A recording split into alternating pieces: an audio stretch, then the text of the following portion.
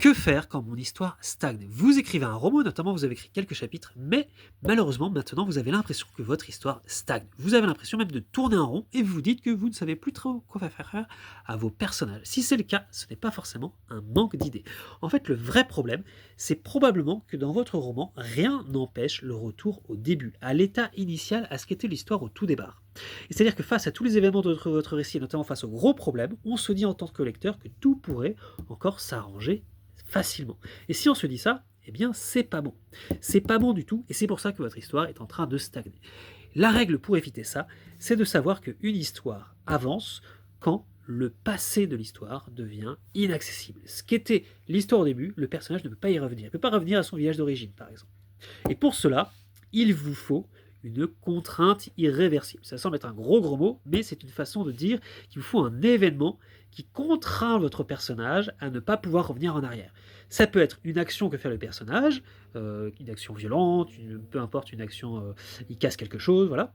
Ça peut être une révélation, il découvre quelque chose auquel il ne s'attendait pas et ça change toute sa perception des choses. Ça peut être une perte, il perd un proche, il perd un membre, voilà, quelque chose qu'il ne peut pas retrouver. Et ça peut être enfin une décision, il décide quelque chose, il choisit de suivre quelqu'un, voilà, une décision.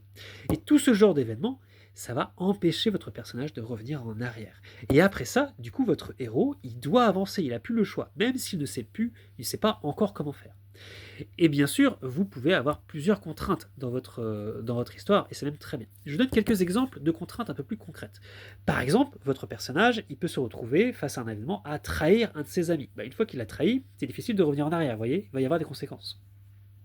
Il se lance dans un voyage, par exemple, et il pensait pouvoir revenir, mais paf, il perd son billet de retour, il est coincé là où il est, vous voyez. C'est une contrainte. Ça peut être une héroïne qui va découvrir que ses parents en réalité ne sont pas ses parents. Une fois qu'elle le sait, c'est difficile de revenir en arrière. Elle est obligée d'avancer, même si elle ne sait pas encore comment. Ça peut être encore une femme qui va avouer à son meilleur ami qu'elle est amoureuse de lui. Une fois qu'elle l'a avoué, c'est dur de faire comme si c'était rien passé, vous voyez. Donc ce genre d'événement, c'est des contraintes irréversibles. Alors maintenant, pour vous, pour savoir si vous êtes plutôt bon dans votre histoire, eh bien, il y a un test à faire lorsque vous écrivez votre roman. C'est est-ce que, à ce moment-là du récit, mon héros peut encore faire demi-tour, vous voyez? Et si c'est oui, c'est qu'il n'y a pas assez de contraintes. Si c'est non, eh bien c'est que votre histoire, c'est très bien, elle est obligée d'avancer. Je vous donne un dernier exemple. Dans Le Seigneur des Anneaux, à un moment, les personnages s'engouffrent dans le gouffre de Helm. Ils pourraient toujours faire demi-tour, mais à ce moment-là, il y a un combat avec une pieuvre et la grotte s'effondre, et du coup, eh bien, on ne peut plus faire marche arrière. Vous voyez, c'est un exemple tout simple. Maintenant, dites-moi si vous avez réussi à trouver des contraintes irréversibles de votre roman. Voilà, allez, bonne écriture.